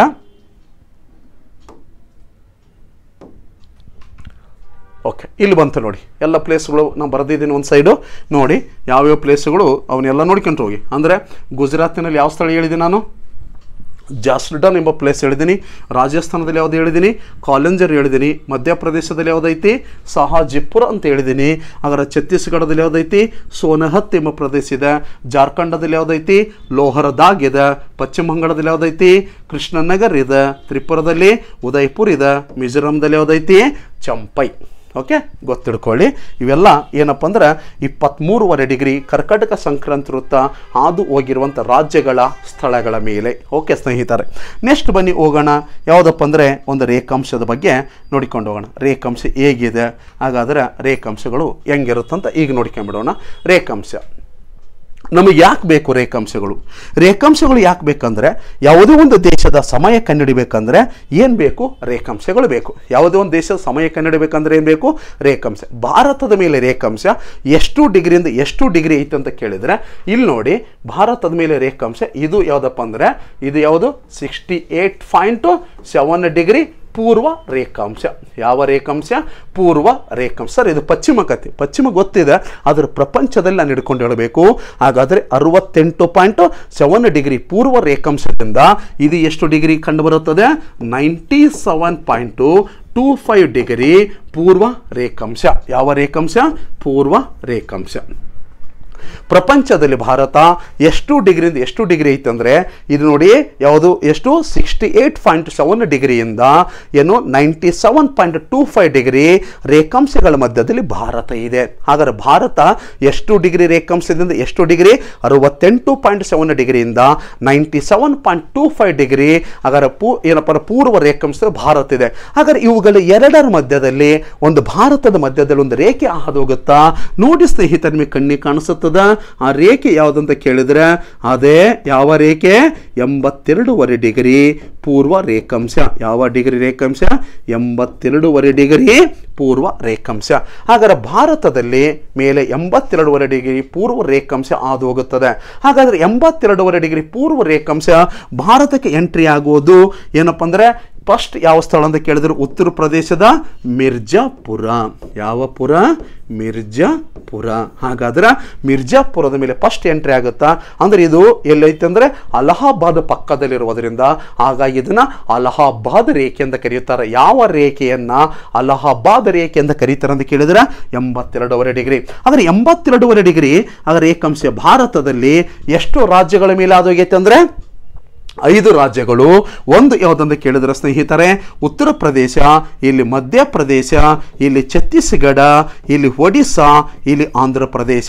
ಹಾಗಾದ್ರೆ ಎಂಟ್ರಿ ಆಗೋದು ಯಾವುದಪ್ಪ ಅಂದ್ರೆ ಮಿರ್ಜಾಪುರ. ಆದರೆ ಮಿರ್ಜಾಪುರ ಎಂಬುದು ಯಾವುದು ನಗರ ಪಕ್ಕದಲ್ಲಿ ಐತಿದು? ಯಾವುದು? ಅಲಹಾಬಾದ್. ಹಾಗಾಗಿ ಇದನ್ನು ಯಾವ ರೇಖೆ ಅಂತ ಕರೀತಾರ? ಅಲಹಾಬಾದ್ ರೇಖೆ. ಆದರೆ ಎಷ್ಟು ರಾಜ್ಯಗಳು? 5 ರಾಜ್ಯಗಳು. ಯಾವಂತ ಕೇಳಿದ್ರೆ ಉತ್ತರ ಪ್ರದೇಶ್, ಮಧ್ಯಪ್ರದೇಶ್, ಛತ್ತೀಸ್ಗಢ, ಒಡಿಸ್ಸಾ, ಆಂಧ್ರ ಪ್ರದೇಶ. ಆಂಧ್ರ ಪ್ರದೇಶದ ಯಾವ ಸ್ಥಳದ ಮೂಲಕ ಎಂಡ್ ಆಗುತ್ತಂತ ಕೇಳ್ತಾನೆ. ಯಾವುದು? ಕಾಕಿನಾಡ. ಯಾವ ನಾಡ? ಕಾಕಿನಾಡ. ಈ ಆಂಧ್ರ ಪ್ರದೇಶದ ಕಾಕಿನಾಡದ ಮೂಲಕ 82.5 ಡಿಗ್ರಿ ರೇಖಾಂಶ ಎಂಡ್ ಆಗುತ್ತಾ. ಹಾಗಾದ್ರೆ ಒಂದು ಪ್ರಶ್ನೆ ಮಾಡ್ತಾನೆ, ಏನಂತ ಕೇಳಿದ್ರೆ ಈ 82.5 ಡಿಗ್ರಿ ರೇಖಾಂಶ. ನೆಕ್ಸ್ಟ್ ಏನಪ್ಪ ಅಂದರೆ 23.5 ಡಿಗ್ರಿ ಕರ್ಕಾಟಕ ಸಂಕ್ರಾಂತಿ ವೃತ್ತ ಸಂಧಿಸುವ ಸ್ಥಳ. ಇಲ್ಲಿ ನೋಡಿ, ಇಲ್ಲಿ ಸಂಧಿಸುತ್ತೆ ನೋಡಿ. ಅಂದರೆ 82.5 ಡಿಗ್ರಿ ಪೂರ್ವ ರೇಖಾಂಶ, ಹಾಗಾದ್ರೆ 23.5 ಡಿಗ್ರಿ ಕರ್ಕಾಟಕ ಸಂಕ್ರಾಂತಿ ವೃತ್ತ ಸಂಧಿಸುವ ಸ್ಥಳ ಯಾವುದಂದ್ರೆ ಛತ್ತೀಸ್ಗಢದ ಅಂಬಿಕಾ ನಗರ್. ಯಾವ ನಗರ? ಅಂಬಿಕಾ ನಗರ. ಓಕೆ, ನಾವೆಲ್ಲ ಓದಿಕೊಂಡ್ಬಿಟ್ಟಿರ್ತೀವಿ ಏನಪ್ಪ ಅಂದ್ರೆ ಭಾರತದ ಒಂದು ಏನಪ್ಪ ಅಂದ್ರೆ ಒಂದು ಪ್ರಮುಖವಾಗಿ 82 ಮತ್ತು 23 ಎರಡು ಸಂಧಿಸುವ ಸ್ಥಳ ಜಬ್ಬಲ್ಪುರ. ಜಬ್ಬಲ್ಪುರವನ್ನು ಎಂದು ಕರೀತಾರ? ಭಾರತದ ಭೌಗೋಳಿಕ ಕೇಂದ್ರ. ಆದ್ರೆ ಜಬ್ಬಲ್ಪುರ ಎಲ್ಲಿ ಬರುತ್ತಂದ್ರೆ ಅದು ಕಂಡು ಬರೋದು 80 ಡಿಗ್ರಿಯಲ್ಲಿ ಬರುತ್ತಾ. ಎಷ್ಟು ಡಿಗ್ರಿಯಲ್ಲಿ? 80 ಡಿಗ್ರಿ. ಈ 80 ಡಿಗ್ರಿ ಮತ್ತು 80 ಡಿಗ್ರಿ ಮತ್ತು 23.5 ಡಿಗ್ರಿ ಮಧ್ಯಭಾಗದಲ್ಲಿ ಜಬ್ಬಲ್ಪುರ ಬರುತ್ತಾ. ಆದರೆ 82.5 ಡಿಗ್ರಿ ಬರಲ್ಲ. ಆದರೆ 82.5 ಡಿಗ್ರಿ 23.5 ಡಿಗ್ರಿ ಎರಡು ಸಂಧಿಸುವ ಸ್ಥಳ ಯಾವುದಂದ್ರೆ ಛತ್ತೀಸ್ಗಢದ ಅಂಬಿಕಾ ನಗರ್. ಓಕೆ, ಪ್ರಶ್ನೆ ಮಾಡಿ. ಮತ್ತು ಭಾರತದ ಭೌಗೋಳಿಕ ಕೇಂದ್ರ ಎಂದು ಯಾವುದನ್ನು ಕರೆಯುತ್ತಾರೆ? ಮಧ್ಯಪ್ರದೇಶದ ಜಬ್ಬಲ್ಪುರ. ಮಧ್ಯಪ್ರದೇಶ ಜಬ್ಬಲ್ಪುರವನ್ನ ಭಾರತದ ಭೌಗೋಳಿಕ ಕೇಂದ್ರ ಅಂತ ಕರೆಯುತ್ತಾರೆ. ಹಾಗಾದ್ರೆ ನೆಕ್ಸ್ಟ್ ಬಂದರೆ 82.5 ಡಿಗ್ರಿ 23.5 ಡಿಗ್ರಿ ಎರಡು ಸಂಧಿಸುವ ಸ್ಥಳ ಯಾವುದಂದ್ರೆ ಅಂಬಿಕಾ ನಗರ್. ಅಂಬಿಕಾ ನಗರ್ ಯಾವ ರಾಜ್ಯದಲ್ಲಿ ಐತಂದ್ರೆ ಛತ್ತೀಸ್ಗಢ. ಸರ್, ಹಾಗಾದ್ರೆ ಭಾರತದಲ್ಲಿ ಏನಪ್ಪ ಅಂದ್ರೆ 68.7 ಡಿಗ್ರಿ ಪೂರ್ವ ರೇಖಾಂಶದಿಂದ 97.25 ಡಿಗ್ರಿ ಪೂರ್ವ ರೇಖಾಂಶ ಅದು ಐತಿ. ಹಾಗಾದ್ರೆ ಭಾರತದಲ್ಲಿ ಎಷ್ಟು ವೇಳವಲಯ ಕಂಡು ಬರುತ್ತೆ ಅಂತ ಕೇಳಿದ್ರೆ ಒಂದು ವೇಳವಲಯ. ಗೊತ್ತಿಡ್ಕೊಳ್ಳಿ, ಒಂದು ವೇಳವಲಯ. ಸರ್, ಹಾಗಾದ್ರೆ ಒಂದು ವೇಳವಲಯ ಅಂತಂದ್ರೆ ಪ್ರಪಂಚದಲ್ಲಿ ಎಷ್ಟು ವೇಳವಲಯ ಅದಾವು? ಇದು ಭಾರತದಲ್ಲಿ ಒಂದು ವೇಳವಲಯ. ಪ್ರಪಂಚದಲ್ಲಿ ಒಟ್ಟು ಎಷ್ಟು ವೇಳವಲಯ ಮಾಡ್ತೀವಿ? 24 ವೇಳವಲಯ. ಪ್ರಪಂಚದಲ್ಲಿ ಒಟ್ಟು ವೇಳವಲಯ 24 ವೇಳವಲಯ ಇವೆ. ಹಾಗಾದ್ರೆ ಎಷ್ಟು ಡಿಗ್ರಿಗೆ ಒಂದು ವೇಳವಲಯ ಮಾಡ್ತೀವಿ ಸರ್ ಅಂತ ಕೇಳಿದ್ರೆ ಎಷ್ಟು ಡಿಗ್ರಿ? 15 ಡಿಗ್ರಿಗೆ ಒಂದು ವೇಳವಲಯ. 15 ಡಿಗ್ರಿಗೆ ಒಂದು ವೇಳವಲಯ. ಸರ್, ಭಾರತದಾಗ ಎರಡು ಮಾಡೋಕ್ಕಾಗಲ್ಲ, ವೇಳವಲಯ ಮಾಡಕ್ಕೆ ಬರೋದಿಲ್ಲ. ಯಾಕಂದ್ರೆ ಇಲ್ಲಿ ನೋಡಿ ಎಷ್ಟಿದೆ, ಇದು 68.7 ಡಿಗ್ರಿ ಇದೆ. ಈ ಕಡೆ ಎಷ್ಟಿದೆ? 97.25 ಡಿಗ್ರಿ ಇದೆ. ಇದನ್ನ ಏನು ಮಾಡಬೇಕು? ಮೈನಸ್ ಮಾಡಿ ನಮಗೆ ಸಿಗೋದು ಎಷ್ಟು? 29 ಡಿಗ್ರಿ. ಹಾಗಾದ್ರೆ ನಾವು ಏನು ಮಾಡಿವಿ? 15 ಡಿಗ್ರಿ ಒಂದು ವೇಳವಲಯ. ಹಾಗಾದ್ರೆ ಎರಡು ವೇಳವಲಯ ಆಗಬೇಕಂದ್ರೆ ಮತ್ತೆ ಅದಕ್ಕೆ 15 ಕೂಡಿಸ್ಬೇಕು. ಎಷ್ಟಾಗುತ್ತಾ? 30 ಡಿಗ್ರಿ ಇದೆ. ಹಾಗಾದ್ರೆ ಭಾರತದಲ್ಲಿ ಎಷ್ಟೈತಿ? 29 ಡಿಗ್ರಿ ಇದೆ. ಹಾಗಾದ್ರೆ ಎರಡು ವೇಳವಲಯ ಮಾಡಕ್ಕೆ ಬರಲ್ಲ. ಏಕೆಂದ್ರೆ ಭಾರತದಲ್ಲಿ ಒಂದು ವೇಳವಲಯ ಮಾಡ್ತೀವಿ, ಅದೇ ಯಾವುದು? 82.5 ಡಿಗ್ರಿ. ಸರ್, 82.5 ಡಿಗ್ರಿಯನ್ನ ಯಾಕೆ ಸರ್ ಅದನ್ನು ಮಾಡ್ತೀವಿ ಅಂದ್ರೆ ಇಲ್ಲಿ 68 ಮತ್ತು 97ರ ಮಧ್ಯದ ಅಂಕಿ ಏನಾಗಿರುತ್ತಾ? 82.5 ಆಗಿರುತ್ತಾ. ಹಾಗಾಗಿ ಅದನ್ನು 82.5 ಡಿಗ್ರಿ ಅಂತೀವಿ. ಹಾಗಾದ್ರೆ 82.5 ಡಿಗ್ರಿ ಐತೆ ಅಂದ್ರೆ ಭಾರತದ ಸಮಯ ಎಷ್ಟೈತೆ ಅಂತ ಕೇಳಿದ್ರೆ ಎಷ್ಟಾಗಿರುತ್ತಾ? 5:30 ಗಂಟೆ. ಎಷ್ಟು ಗಂಟೆ? 5:30 ಗಂಟೆ. ಏನು ಸರ್ ಸಮಯ ಅಂತ ಕೇಳಿದ್ರೆ ಇಲ್ಲಿ ನಮಗೆ ಸ್ಪರ್ಧಾತ್ಮಕ ಪರೀಕ್ಷೆಯಲ್ಲಿ ಅತಿ ಹೆಚ್ಚಾಗಿ ಪ್ರಶ್ನೆ ಕೇಳ್ತಾನ, ಯಾವುದೇ ಒಂದು ದೇಶದ ರೇಖಾಂಶ ಕೊಟ್ಟು ಆ ದೇಶದ ಸಮಯ ಎಷ್ಟು ಅಂತ ಹೇಳ್ತಾನೆ. ನಾವು ಹಂಗೆ ಕೊಟ್ಟಾಗ ಏನು ಮಾಡ್ಬೇಕಂದ್ರೆ ಈಗ ಭಾರತದ ಮೇಲೆ ಎಷ್ಟು ಡಿಗ್ರಿ ಆದೋಗೈತಿ ಅಂತ ಹೇಳಿದ್ರೆ 82.5 ಡಿಗ್ರಿ ಆದೋಗೈತಿ. ಆ 82.5 ಡಿಗ್ರಿ 5:30 ಗಂಟೆನ ಹೆಂಗೆ ಕಂಡುಹಿಡಿಬೇಕಂದ್ರೆ ಯಾವುದೇ ಒಂದು ದೇಶ ರೇಖಾಂಶ ಕೊಟ್ಟಾಗ ಅದನ್ನ ಬರ್ಕೊಂಬಿಡಿ. 82.5 82.5 ಅಂತ ಬರ್ಕೊಂತೀನಿ. 82.5 ಅಂತ ನಾನು ಬರ್ಕೊಂತೀನಿ. 82.5 ಅಂತ ಬರ್ಕೊಂಡ ಮೇಲೆ ಆ 82.5 ಏನು ಮಾಡ್ತೀನಿ? ಇಂಟು 4 ಮಾಡ್ತೀನಿ. ಸರ್, ಯಾಕೆ 4 ಮಾಡ್ತೀರಂದ್ರೆ 1 ಡಿಗ್ರಿ ರೇಖಾಂಶದಿಂದ ಮತ್ತೊಂದು ಡಿಗ್ರಿ ರೇಖಾಂಶಕ್ಕೆ ಸೂರ್ಯನ ಕಿರಣ ಬೀಳಬೇಕಂದ್ರೆ 4 ನಿಮಿಷ ತೆಗೆದುಕೊಳ್ಳುತ್ತಾ. ಆದರೆ ಇಂಟು ಮಾಡಿದ್ರೆ ನಮಗೆ ಎಷ್ಟು ಬರುತ್ತಾ? 3:30 ಬರುತ್ತಾ. 3:30 ಬಂದಾಗ 1 ಗಂಟೆಗೆ ಎಷ್ಟು ನಿಮಿಷ ಆಗಿರುತ್ತಾ? 60 ನಿಮಿಷ ಆಗಿರುತ್ತಾ. ಅದನ್ನು ಡಿವೈಡ್ ಮಾಡಬೇಕು. 0 ಕ್ಯಾನ್ಸಲು. 6 1 6 5 ಎಷ್ಟು? 30. ಪಾಯಿಂಟ್ ಕೊಡಿ, ಮತ್ತು ಪಾಯಿಂಟ್ ಕೊಟ್ಟು 6 5 ಎಷ್ಟು? 30. ಹಾಗಾದರೆ 5.5 ಅಂತ ಇದೆ. 5.5 ಅನ್ನು ಏನಂತ ಹಚ್ಬೋದು? 5:30 ಅಂತ ಹಚ್ಬೋದು. ಹಾಗಾದರೆ ನಾವು ಏನೇ ರೇಖಾಂಶ ಕಂಡುಹಿಡಬೇಕಂದ್ರೆ ಯಾವುದೇ ಒಂದು ದೇಶದ ಒಂದು ಡಿಗ್ರಿ ಕೊಡ್ತಾನೆ ರೇಖಾಂಶದು, ಅದನ್ನು ಕೊಟ್ಟಾಗ ಇಂಟು 4 ಮಾಡಿ ಬಂದಿರುವುದನ್ನು 60ರಲ್ಲಿ ಡಿವೈಡ್ ಮಾಡಿ ಅದು ಆ ದೇಶದ ಟೈಮ್ ಆಗಿರುತ್ತೆ. ಓಕೆ, ಕಂಡುಹಿಡಿಬಹುದಲ್ವಾ? ಓಕೆ, ಈ ರೀತಿಯಾಗಿ ಕಂಡುಹಿಡಿಯಕ್ಕೆ ಪ್ರಯತ್ನ ಮಾಡಿ. ಇಲ್ಲಿ ಮತ್ತೊಂದು ನೋಡೋಣ. ಏನಪ್ಪ ಅಂದರೆ ಇಲ್ಲಿ 5:30 ಗಂಟೆ. ಹಾಗಾದ್ರೆ 0 ಡಿಗ್ರಿ ಗ್ರೀನ್ವಿಚ್ ನಾನು ಹೇಳಿದ್ದೀನಿ. ಆಗ 0 ಡಿಗ್ರಿ ಗ್ರೀನ್ವಿಚ್ ರೇಖೆಯಿಂದ ಹಾಗಾದ್ರೆ ಈ ಒಂದು ಭಾರತ ಪೂರ್ವದಲ್ಲಿರುವುದರಿಂದ ಹಾಗಾದ್ರೆ ಗ್ರೀನ್ವಿಚ್ ರೇಖೆಯಿಂದ ಭಾರತದ ಸಮಯ ಏನಾಗಿರುತ್ತಾ? ಮುಂದಿರುತ್ತಾ. ಎಷ್ಟುವರೆ ಗಂಟೆ ಮುಂದಿರುತ್ತಾ? 5:15 ಗಂಟೆ ಮುಂದಿರುತ್ತೆ. ನೆಕ್ಸ್ಟ್ ಇನ್ನು ಪ್ರಾಕೃತಿಕ ಭೂಗೋಳಶಾಸ್ತ್ರದ ಬಂದಾಗ ಹೇಗೆ ಟೈಮ್ ಕಂಡುಹಿಡಬೇಕು, ಬೇರೆ ದೇಶದ ಹೇಗೆ ಟೈಮ್ ಇರುತ್ತೆ ಅನ್ನೋದು ನಾನು ತಿಳಿಸ್ಕೊಡ್ತೀನಿ. ಹಾಗಾದರೆ ಇಲ್ಲಿ ಒಂದು ಗೊತ್ತು ತಿಳ್ಕೊಳ್ಳಿ, 0 ಡಿಗ್ರಿ ಗ್ರೀನ್ವಿಚ್ ರೇಖೆಯಿಂದ ಭಾರತ ಪೂರ್ವದಲ್ಲಿರುವುದರಿಂದ ಪೂರ್ವಕ್ಕೆ ಹೋದಂತೆಲ್ಲ ನಿಮಿಷಗಳು ಪ್ಲಸ್ ಮಾಡ್ತೀವಿ. ಹಾಗಾದರೆ ಗ್ರೀನ್ವಿಚ್ ರೇಖೆಯಿಂದ ಭಾರತ ಸಮಯ ಎಷ್ಟು ಗಂಟೆ ಮುಂದಿರುತ್ತಾ? 5:15 ಗಂಟೆ ಮುಂದಿರುತ್ತಾ. ಓಕೆ, ಹಾಗಾಗಿ ಗೊತ್ತಿರಲಿ ನಮಗೆ ರೇಖಾಂಶಗಳ ಬಗ್ಗೆ ಗೊತ್ತಿರಲಿ, ಅಕ್ಷಾಂಶಗಳ ಬಗ್ಗೆ ನಮಗೆ ಐಡಿಯಾ ಇರಲಿ. ಯಾಕೆ ಬೇಕು ನಮಗೆ ರೇಖಾಂಶಗಳು, ಯಾಕೆ ಬೇಕು ನಮಗೆ ಅಕ್ಷಾಂಶಗಳು ಅನ್ನೋದ್ರ ಬಗ್ಗೆ ನಮಗೆ ಐಡಿಯಾ ತಿಳ್ಕೊಳ್ಳಿ. ನೆಕ್ಸ್ಟು ತರಗತಿಯಲ್ಲಿ ನಾನು ಮತ್ತೇನು ಮಾಡ್ತೀನಿ ಅಂದರೆ ಒಂದು ನೆಕ್ಸ್ಟ್ ಏನಪ್ಪ ಅಂದರೆ ಭೂಗಡಿಗಳ ಬಗ್ಗೆ, ಜಲಗಡಿ, ಭಾರತ ಒಟ್ಟು ಭೂಗಡಿ ಏನಿದೆ, ಜಲಗಡಿ ಏನಿದೆ, ಹೆಂಗೆ ನಮಗೆ ಪ್ರಶ್ನೆಗಳು ಕೇಳ್ತಾನೆ, ಯಾವ ರೂಪದಲ್ಲಿ ಅಪ್ಲೈಡ್ ಆಗಿ ನಾನು ಓದಬೇಕು ಅನ್ನೋದ್ರ ಬಗ್ಗೆ ನಾನು ತಿಳ್ಕೊಂತ ಹೋಗೋಣ. ಹಾಗಾದ್ರೆ ಅದಕ್ಕಿಂತ ಮುಂಚಿತವಾಗಿ ಇಲ್ಲಿ ನೋಡಿಬಿಡಿ, 82.5 ಡಿಗ್ರಿ ರೇಖಾಂಶ ಭಾರತದ ಯಾವ್ಯಾವ ರಾಜ್ಯಗಳು ಅಂತ ಕೇಳಿದರೆ ಉತ್ತರ ಪ್ರದೇಶ ಇದೆ. ಯಾವ ರಾಜ್ಯ ಇದೆ? ಉತ್ತರ ಪ್ರದೇಶ ಇದೆ. ಹಾಗಾದ್ರೆ ನೆಕ್ಸ್ಟು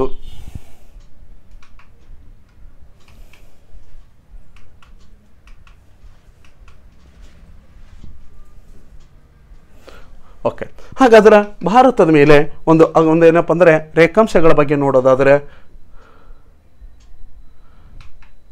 ಓಕೆ, ಹಾಗಾದ್ರೆ 82.5 ಡಿಗ್ರಿ ರೇಖಾಂಶ ಭಾರತದ ಎಷ್ಟು ರಾಜ್ಯಗಳ ಮೇಲೆ ಆದೋಗೈತಿ? 5 ರಾಜ್ಯಗಳು. ಆ 5 ರಾಜ್ಯಗಳು ಯಾವಂದ್ರೆ ಇಲ್ಲಿ ನೋಡಿ, ಉತ್ತರ ಪ್ರದೇಶ ಒಂದಿದೆ, ಮಧ್ಯಪ್ರದೇಶ ಇದೆ, ಛತ್ತೀಸ್ಗಢ ಇದೆ, ಒಡಿಶಾ, ಮತ್ತೊಂದು ಯಾವುದು? ಆಂಧ್ರ ಪ್ರದೇಶ. ಎಷ್ಟು ರಾಜ್ಯಗಳ ಮೇಲೆ ಆದೋಗೈತಿ? 5 ರಾಜ್ಯಗಳ ಮೇಲೆ ಆದೋಗೈತಿ. ಹಾಗಾದ್ರೆ ಎಂಟ್ರಿ ಆಗುವಂಥ ಸ್ಥಳ ಯಾವುದು ಅಂತ ಕೇಳಿದ್ರೆ ಯಾವುದು? ಉತ್ತರ ಪ್ರದೇಶ, ಮಿರ್ಜಾಪುರ. ಹಾಗಾದ್ರೆ 82.5 ಡಿಗ್ರಿಯನ್ನು ಭಾರತದಲ್ಲಿ ಎಂತ ಕರೀತಾರೆ ಅಂತ ಕೇಳಿದ್ರೆ ಅಲಹಾಬಾದ್ ರೇಖೆ.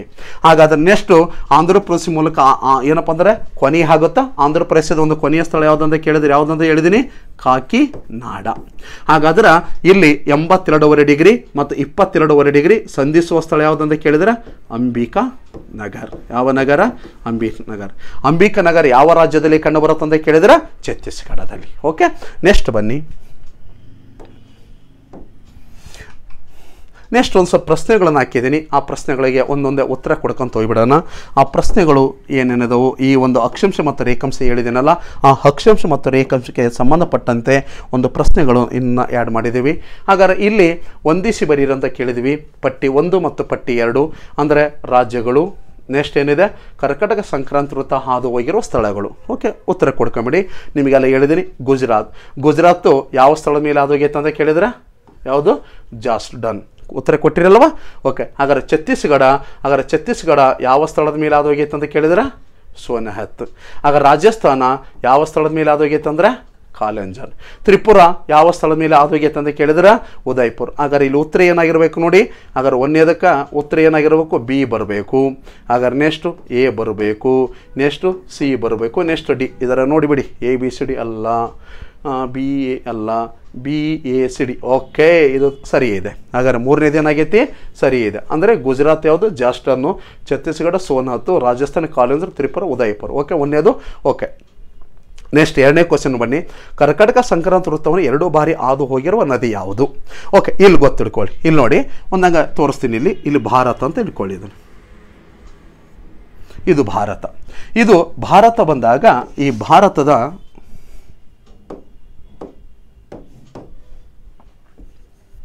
ಇಲ್ಲಿ ಭಾರತ ಇದೆ. ಹಾಗಾದ್ರೆ ಕರ್ಕಟಕ ಸಂಕ್ರಾಂತಿ ವೃತ್ತ ಇಲ್ಲಿ ಹಾದೋಗೈತೆ ಅಂತ ಇಟ್ಕೊಳ್ಳಿ. ಇದು ಕರ್ಕಟಕ ಸಂಕ್ರಾಂತಿ ವೃತ್ತ. ಹಾಗಾದ್ರೆ ಪ್ರಶ್ನೆ ಏನಿದೆ? ಕರ್ಕಟಕ ಸಂಕ್ರಾಂತಿ ವೃತ್ತವನ್ನು 2 ಬಾರಿ ಹಾದು ಹೋಗಿರುವ ನದಿ ಯಾವುದು? ಆ ನದಿ ಯಾವುದಪ್ಪ ಅಂದರೆ ಇಲ್ಲಿ ಒಂದು ರಾಜ್ಯ ಬರುತ್ತೆ. ಆ ರಾಜ್ಯ ಯಾವುದಂತ ಕೇಳಿದ್ರೆ ಮಧ್ಯಪ್ರದೇಶ. ಯಾವ ರಾಜ್ಯ ಇದು? ಮಧ್ಯಪ್ರದೇಶ. ಓಕೆ, ಮಧ್ಯಪ್ರದೇಶ. ಈ ಮಧ್ಯಪ್ರದೇಶದಲ್ಲಿ ಒಂದು ಜಿಲ್ಲೆ ಬರುತ್ತಾ. ಮಧ್ಯಪ್ರದೇಶದ ಜಿಲ್ಲೆ ಯಾವುದು ಕೇಳಿದ್ರೆ ಧಾರ್ ಜಿಲ್ಲೆ. ಯಾವ ಜಿಲ್ಲೆ? ಧಾರ್ ಜಿಲ್ಲೆ. ಆ ಧಾರ್ ಜಿಲ್ಲೆಯಲ್ಲಿ ಒಂದು ಗ್ರಾಮ ಬರುತ್ತಾ. ಯಾವುದು? ಸರ್ದಾರ್ಪುರ ಅಥವಾ ಸರ್ದಾರ್ ಗ್ರಾಮ. ಸರ್ದಾರ್ಪುರ ಅಥವಾ ಸರ್ದಾರ್ ಗ್ರಾಮ. ಆ ಸರ್ದಾರ್ ಗ್ರಾಮದಿಂದ 500 ಮೀಟರ್ ದೂರದಲ್ಲಿ, ಎಷ್ಟು 100 ಮೀಟರ್ದಲ್ಲಿ? 500 ಮೀಟರ್ ದೂರದಲ್ಲಿ ಒಂದು ಪರ್ವತ ಕಾಣಿಸುತ್ತ. ಒಂದು ಪರ್ವತ. ಆ ಪರ್ವತ ಯಾವುದಂತ ಕೇಳಿದ್ರೆ ವಿಂಧ್ಯಾಚಲ ಬೆಟ್ಟ. ಯಾವ ಚಲ ಬೆಟ್ಟ? ವಿಂಧ್ಯಾಚಲ ಬೆಟ್ಟ. ಪ್ರಶ್ನೆ ಬರ್ತದೆ ಈಗ. ವಿಂಧ್ಯಾಚಲ ಬೆಟ್ಟದಲ್ಲಿ ಒಂದು ನದಿ ಉಗಮಿಸ್ತೈತಿ. ಯಾವ ನದಿ ಅದು? ಮಾಹಿ ನದಿ. ಯಾವ ನದಿ? ಮಾಹೆ. ಹಾಗಾದ್ರೆ ಮಾಹೆ ನದಿ ಯಾವ ಬೆಟ್ಟದಲ್ಲಿ ಉಗಮಿಸ್ತೈತಿ? ವಿಂಧ್ಯಾಚಲ ಬೆಟ್ಟ. ವಿಂಧ್ಯಾಚಲ ಬೆಟ್ಟ ಯಾವ ಗ್ರಾಮದಲ್ಲಿ ಐತಿ? ಸರ್ದಾರ್ಪುರ ಗ್ರಾಮದಲ್ಲಿ. ಸರ್ದಾರ್ಪುರ ಗ್ರಾಮ ಯಾವ ಜಿಲ್ಲೆಯಲ್ಲಿ ಐತಿ? ಧಾರ್ ಜಿಲ್ಲೆ. ಧಾರ್ ಜಿಲ್ಲೆ ಯಾವ ರಾಜ್ಯದಲ್ಲಿ ಕಂಡು ಬರುತ್ತಾ? ಮಧ್ಯಪ್ರದೇಶ. ಹಾಗಾದ್ರೆ ಇಲ್ಲಿ ಮಾಯಾ ನದಿ ಉಗಮಿಸಿ ಏನ್ ಮಾಡ್ತೈತಪ್ಪ ಅಂತ ಕೇಳಿದ್ರೆ ರಾಜಸ್ಥಾನದ ಮೂಲಕ ಹಿಂಗ ಬಂದು ಆ ನದಿ ಈ ತರ ಹರ್ಕೊಂಡು ಹೋಗುತ್ತಾ. ಹಾಗಾದ್ರೆ ಮಾಹೆ ನದಿ ಮಧ್ಯಪ್ರದೇಶ, ರಾಜಸ್ಥಾನ, ಗುಜರಾತ್ ಅಂದರೆ ಪಶ್ಚಿಮ ದಿಕ್ಕಿಗೆ ಹರಿತೈತಿ ನದಿ. ಹಾಗಾದ್ರೆ ಮಾಹೆ ನದಿ ಯಾವ ದಿಕ್ಕಿನ ಕಡೆಗೆ ಹರಿತೈತೆ ಅಂದರೆ ಪಶ್ಚಿಮ ದಿಕ್ಕಿನ ಕಡೆ ಹರಿಯುತ್ತಾ. ಈ ನದಿ ಒಂದು ಪಶ್ಚಿಮ ದಿಕ್ಕಿನ ಕಡೆ ಹರ್ಕೊಂಡು ಏನು ಮಾಡ್ತೈತಪ್ಪ ಅಂದರೆ ಇಲ್ಲಿ ಬರುತ್ತಾ. ಇಲ್ಲಿ ಕರ್ಕಾಟಕ ಸಂಕ್ರಾಂತಿ ವೃತ್ತವನ್ನು 2 ಬಾರಿ ಆದು ಇಲ್ಲಿ ಒಂದು ಪ್ಲೇಸ್ ಬರುತ್ತಾ, ಯಾವುದು? ಕಂಬತ್ ಕೊಲ್ಲಿ. ಓಕೆ, ಇಲ್ಲಿದೆ ಕಂಬತ್ ಕೊಲ್ಲಿ. ಇಲ್ಲಿ ಕಂಬತ್ ಕೊಲ್ಲಿ ಎಲ್ಲಿ ಬರುತ್ತಾ? ಗುಜರಾತ್. ಆ ಕಂಬತ್ ಕೊಲ್ಲಿಯ ಬಳಿಯಲ್ಲಿ ಒಂದು ಸಮುದ್ರ ಸೇರ್ತೈತೆ, ಅದು ಯಾವುದು? ಅರಬ್ಬಿ ಸಮುದ್ರ. ಓಕೆ, ಏನು ಆನ್ಸರ್ ಮಾಡಿ. ಹಾಗಾದ್ರೆ ನೆಕ್ಸ್ಟ್ ಮಾಯಾ ನದಿ ಯಾವ ರಾಜ್ಯದಲ್ಲಿ ಉಗಮಿಸ್ತೈತೆ ಅಂದರೆ ಮಧ್ಯಪ್ರದೇಶ. ಮಧ್ಯಪ್ರದೇಶದಲ್ಲಿ ಉಗಮಿಸಿ ಪಶ್ಚಿಮಾಭಿಮುಖವಾಗಿ ಆಗ ರಾಜಸ್ಥಾನದ ಮೂಲಕ ಹಾಗಾದ್ರೆ ಗುಜರಾತಿನಲ್ಲಿ ಕರ್ಕಾಟಕ ಸಂಕ್ರಾಂತಿ ವೃತ್ತವನ್ನು 2 ಬಾರಿ ಆದು ಹಾಗಾದ್ರೆ ಕಂಬತ್ ಕೊಲ್ಲೆ ಬಳಿ ಅರಬ್ಬಿ ಸಮುದ್ರವನ್ನು ಸೇರುತ್ತದೆ. ಹಾಗಾದ್ರೆ ಈ ಮಾಯಾ ನದಿ ಎಷ್ಟು ಕಿಲೋಮೀಟರ್ ಹರಿತೈತೆ ಅಂತ ಕೇಳಿದರೆ 513 ಕಿಲೋಮೀಟರ್. ಎಷ್ಟು ಕಿಲೋಮೀಟರ್ ಐತಿ? 583 ಕಿಲೋಮೀಟರ್ ಉದ್ದ ಹರಿಯುತ್ತದೆ. ಯಾವುದು? ಮಾಹೆ ನದಿ. ಇದು ಕರ್ಕಾಟಕ ಸಂಕ್ರಾಂತಿ ವೃತ್ತವನ್ನು 2 ಬಾರಿ ಹಾದು ಹೋಗುವಂಥ ನದಿ ಯಾವುದು? ಮಾಹೆ. ಸರ್, ಹಾಗಾದರೆ ಕಾಂಗೋ ಮತ್ತು ಜೈರ ನದಿ ಯಾಕೆ ಕೊಟ್ರಿ? ಕಾಂಗೋ ಮತ್ತು ಜೈರ ನದಿ ಐತಲ್ಲ, ಈ ಕಾಂಗೋ ನದಿ ಸಹಿತ ಒಂದು ಪ್ರಪಂಚದಲ್ಲಿ ಸಮಭಾಜಕ ವೃತ್ತವನ್ನು 2 ಬಾರಿ ಹಾದು ಹೋಗುತ್ತಾ. ಪ್ರಪಂಚದಲ್ಲಿ ಸಮಭಾಜಕ ವೃತ್ತವನ್ನು 2 ಬಾರಿ ಹಾದು ಹೋಗುವಂಥ ನದಿ ಯಾವುದಂತ ಕೇಳಿದರೆ ಸಮಭಾಜಕ ವೃತ್ತ ಅಂತ ಕೇಳಿದರೆ ಕಾಂಗೋ ಅಥವಾ ಜೈರ ನದಿ. ಇದು ಆಫ್ರಿಕಾ ಖಂಡದಲ್ಲಿದೆ. ಹಾಗಾದ್ರೆ ಸರ್, ಲಿಂಪೋಪ ನದಿ ಅಂದರೆ ಏನಂದರೆ ಲಿಂಪೋಪ ನದಿ ಇದು ಪ್ರಪಂಚದಲ್ಲಿ ಹಾಗಾದ್ರೆ 23 ಡಿಗ್ರಿ ಮಕರ ಸಂಕ್ರಾಂತಿ ವೃತ್ತವನ್ನು 2 ಬಾರಿ ಹಾದು ಹೋಗುತ್ತಾ. ಲಿಂಪೋಪ ನದಿ ಯಾವ ಏನಪ್ಪ ಅಂದರೆ ಯಾವ ರೇಖೆನ 2 ಬಾರಿ ಹಾದು ಹೋಗುತ್ತೆ ಅಂತ ಕೇಳಿದರೆ ಮಕರ ಸಂಕ್ರಾಂತಿ ವೃತ್ತ. ಹಾಗಾದ್ರೆ ಲಿಂಪೋಪ ನದಿ ಪ್ರಪಂಚದಲ್ಲಿ ಮಕರ ಸಂಕ್ರಾಂತಿ ವೃತ್ತವನ್ನು 2 ಬಾರಿ ಹಾದು ಹೋಗುವಂಥ ನದಿ ಲಿಂಪೋಪ. ನರ್ಮದಾ ನದಿ ಏನಂದ್ರೆ ನರ್ಮದಾ ನದಿ ಏನಿಲ್ಲ, ನರ್ಮದಾ ನದಿ ಮಧ್ಯಪ್ರದೇಶದ ಅಮರಕಂಟಕದಲ್ಲಿ ಉಗಮಿಸಿ ಪಶ್ಚಿಮಾಭಿಮುಖ ಅಂದರೆ ವಿಂಧ್ಯ ಮತ್ತು ಅಂದರೆ ಇಲ್ಲಿ ವಿಂಧ್ಯ, ಇಲ್ಲಿ ಸಾತ್ಪುರ ಕಣಿವೆ, ಸೀಳು ಕಣಿವೆಯಲ್ಲಿ ಪಶ್ಚಿಮ ದಿಕ್ಕಿಗೆ ಹರಿಯುವ ಅತಿ ಉದ್ದವಾದ ನದಿ. ಹಾಗಾದ್ರೆ ನರ್ಮದಾ ನದಿ ಎಲ್ಲಿ ಉಗಮಿಸ್ತೈತೆ ಅಂತ ಕೇಳಿದರೆ ಮಧ್ಯಪ್ರದೇಶ ಅಮರಕಂಟಕದಲ್ಲಿ. ಹಾಗಾದ್ರೆ ಯಾವ 2 ಸೀಳು ಕಣಿವೆಯಲ್ಲಿ ಐತೆ ಅಂತ ಕೇಳಿದರೆ ವಿಂಧ್ಯ ಮತ್ತು ಸಾತ್ಪುರ ಕಣಿವೆ. ಹಾಗಾದ್ರೆ ಇದು ಭಾರತದ ಪಶ್ಚಿಮ ದಿಕ್ಕಿಗೆ ಹರಿಯುವ ಅತಿ ಉದ್ದವಾದ ನದಿ. ಎಷ್ಟು ಕಿಲೋಮೀಟರ್ ಉದ್ದ ಹರಿತಿತ್ತು ಅಂತ ಕೇಳಿದ್ರೆ 1314 ಕಿಲೋಮೀಟರ್ ಅಂದರೆ 1314 ಕಿಲೋಮೀಟರ್. ಹಾಗಾದ್ರೆ ಇಲ್ಲಿ ಕರ್ಕಾಟಕ ಸಂಕ್ರಾಂತಿ 2 ಬಾರಿ ಹಾದು ಹೋಗಿರೋ ಮಾಯಾ. ಹಾಗಾದ್ರೆ ನೆಕ್ಸ್ಟ್ ಸಮಭಾಜಕ ವೃತ್ತವನ್ನು 2 ಬಾರಿ ಹಾದು ಹೋಗಿರೋದು ಯಾವುದಂದ್ರೆ ಕಾಂಗೋ. ಹಾಗಾದ್ರೆ ಮಕರ ಸಂಕ್ರಾಂತಿ ವೃತ್ತವನ್ನು 2 ಬಾರಿ ಹಾದು ಹೋಗಿರೋ ಲಿಂಪೋಪ. ಹಾಗಾದ್ರೆ ನೆಕ್ಸ್ಟ್ ನರ್ಮದಾ ಬರಲ್ಲ. ಹಾಗಾದ್ರೆ ಸರಿಯಾದ ಉತ್ತರ ಮಾಯಾ. ನೆಕ್ಸ್ಟ್ ಲಾಸ್ಟ್ ಒಂದು ಕ್ವಶನು, ಭಾರತೀಯ ಪ್ರಾಮಾಣಿತ ಸಮಯದ ಬಗ್ಗೆ ಈ ಹೇಳಿಕೆ ಅಂದರೆ ಒಂದು ಟೈಮ್ಸ್ ಬಗ್ಗೆ ಕೊಟ್ಟಾರೆ, ಭಾರತ ಟೈಮ್ಸು. ಒಂದೇ ಆಪ್ಷನ್ಸ್ ನೋಡಿಬಿಡಿ. ಭಾರತೀಯ ಪ್ರಾಮಾಣಿತ ಸಮಯವು ಭಾರತದ 5 ರಾಜ್ಯಗಳ ಮೇಲೆ ಆದೋಗೈತೆ. 5 ಆಗ್ಯಾವಲ್ಲ. ಓಕೆ, ಹಾಗಾದ್ರೆ ಏನಪ್ಪ ಅಂದರೆ 82 ಡಿಗ್ರಿ ರೇಖಾಂಶ ಭಾರತದ ಎಷ್ಟು ರಾಜ್ಯಗಳ ಮೇಲೆ? 5. ಯಾವುವು ಅಂತ ಕೇಳಿದರೆ ಉತ್ತರ ಪ್ರದೇಶ್, ಹಾಗಾದ್ರೆ ನೆಕ್ಸ್ಟ್ ಮಧ್ಯಪ್ರದೇಶ್, ಛತ್ತೀಸ್ಗಢ, ನೆಕ್ಸ್ಟ್ ಯಾವುದು? ಒಡಿಶಾ, ಆಂಧ್ರ ಪ್ರದೇಶ್. ಹಾಗಾದ್ರೆ ಇದು ಸರಿ ಇದೆ. ನೆಕ್ಸ್ಟು ಹೈಯೆಸ್ಟ್ 82 ಪೂರ್ವ ರೇಖಾಂಶ ಮೂಲಕ ಆದೋಗುತ್ತೆ. 82 ಡಿಗ್ರಿ ಪೂರ್ವ ರೇಖೆ. Yes, okay, 82 degree. ಹಾಗಾದ್ರೆ ಇದೇನಪ್ಪ? ಪೂರ್ವ ರೇಖಾಂಶ ಆಗಿದೆ. ಇದನ್ನು ಸಹಿತ ಸರಿಯಾಗಿದೆ. ಹಾಗಾದ್ರೆ ಇದು ಗ್ರೀನ್ವಿಚ್ ಸಮಯಕ್ಕಿಂತ 5.5 ಗಂಟೆ ಏನಾಗಿದೆ? ಮುಂದಿದೆ. ಎಸ್, ಹೇಳಿದೆ ನಾನು. ಅಂದರೆ 0 ಡಿಗ್ರಿ ಗ್ರೀನ್ವಿಚ್ ರೇಖೆ.